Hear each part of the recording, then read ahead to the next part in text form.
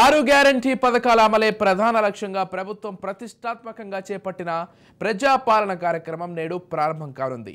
నేటి నుంచి జనవరి 6 వరకు రాష్ట్ర వ్యాప్తంగా గ్రామ వార్డు సభలు నిర్వహించి మహాలక్ష్మి, రైతు భరోసా, గృహజ్యోతి, ఇందిరమ్మ ఇల్లు, చేయూత పథకాలకు దరఖాస్తులను స్వీకరించనున్నారు. రేషన్ కార్డులు, ఇతర అవసరాల కోసం కూడా వినతి పత్రాలు, ఫిర్యాదులు ఇవ్వవచ్చని సీఎం రేవంత్ రెడ్డి తెలిపారు. గ్రామ సభల్లో దరఖాస్తులు ఇవ్వలేకపోతే ఆందోళన చెందవద్దని, ఆ తర్వాత పంచాయతీలు, మండల కార్యాలయాల్లోనూ సమర్పించవచ్చని ముఖ్యమంత్రి వెల్లడించారు.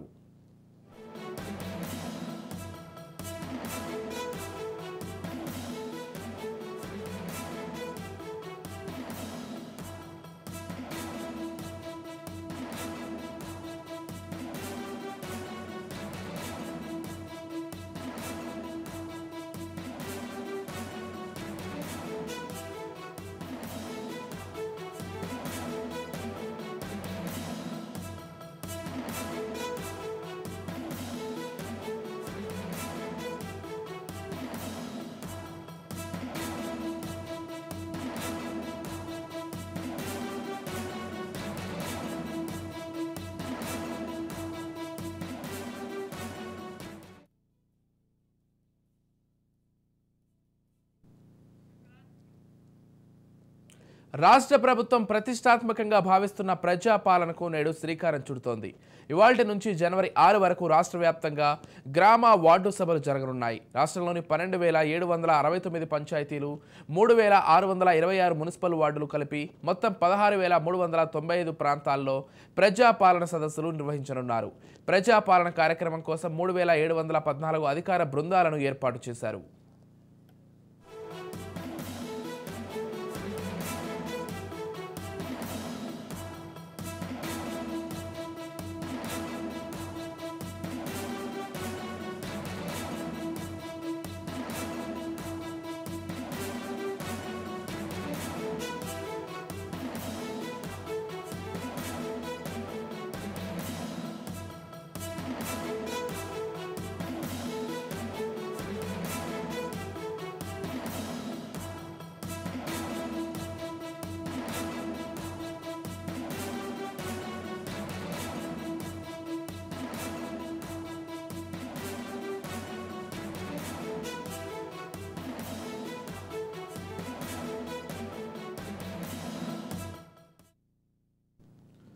సుమారు 10 శాఖల అధికారులతో కూడిన బృందం రోజుకు 2 గ్రామ సభలు లేదా 2 వార్డుల్లో పర్యటించి ప్రజా సదస్సులు నిర్వహిస్తుంది. ఈ నెల 31 జనవరి 1 సెలవు రోజులు మినహా మిగతా రోజుల్లో ఉదయం 8 గంటల నుంచి మధ్యాహ్నం 12 వరకు, మళ్ళీ మధ్యాహ్నం 2 గంటల నుంచి సాయంత్రం 6 గంటల వరకు గ్రామ వార్డు సభలు ఉంటాయి. ఈ సభల్లో మహాలక్ష్మి, రైతు భరోసా, గృహజ్యోతి, ఇందిరమ్మ ఇల్లు, చేయూత పథకాలను దరఖాస్తులను స్వీకరిస్తారు.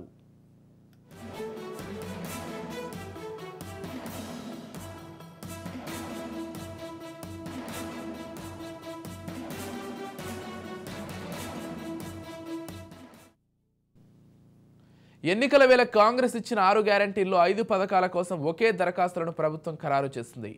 మహాలక్ష్మి, రైతు భరోసా, గృహజ్యోతి, ఇందిరమ్మ ఇల్లు, చేయూత పథకాల కోసం అందులోనే వివరాలు సమర్పించాలి.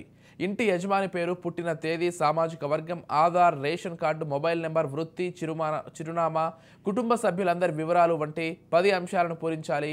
ఆ తర్వాత అభయహస్తం గ్యారంటీ పథకాల్లో దేనికి దరఖాస్తు చేస్తున్నారో వాటికి టిక్ చేయాలని దరఖాస్తులో పేర్కొన్నారు.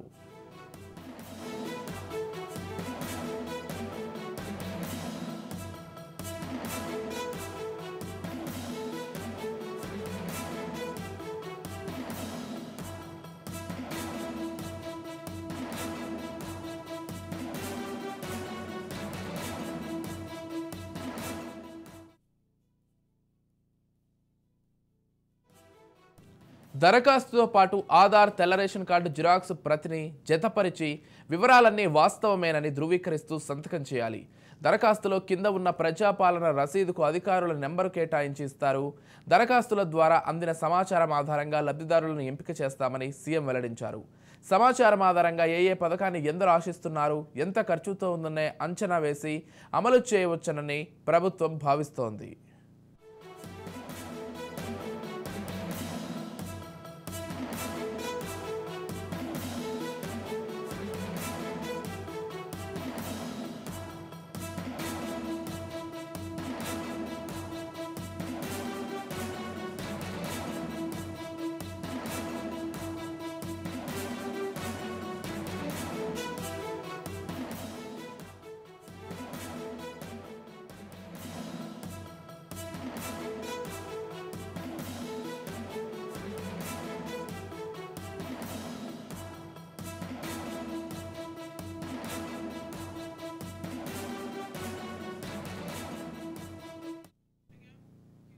ప్రజా పాలనను పర్యవేక్షించేందుకు ఉమ్మడి జిల్లాల వారీగా మంత్రులకు బాధ్యతలు అప్పగించడంతో పాటు ఐఏఎస్లను నోడల్ అధికారులుగా ప్రభుత్వ ప్రధాన కార్యదర్శి శాంతికుమారి నియమించారు.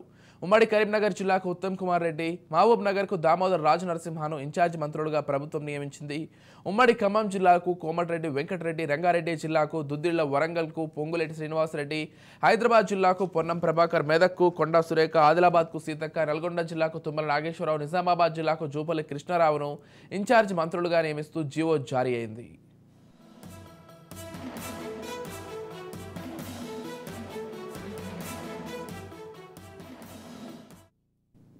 నోడల్ అధికారులుగా ఉమ్మడి కరీంనగర్ జిల్లాకు శ్రీ దేవసేన, మహబూబ్ నగర్కు టీకే శ్రీదేవి, ఖమ్మం జిల్లాకు ఎం రఘునందన్ రావును నోడల్ అధికారులుగా ప్రభుత్వం నియమించింది.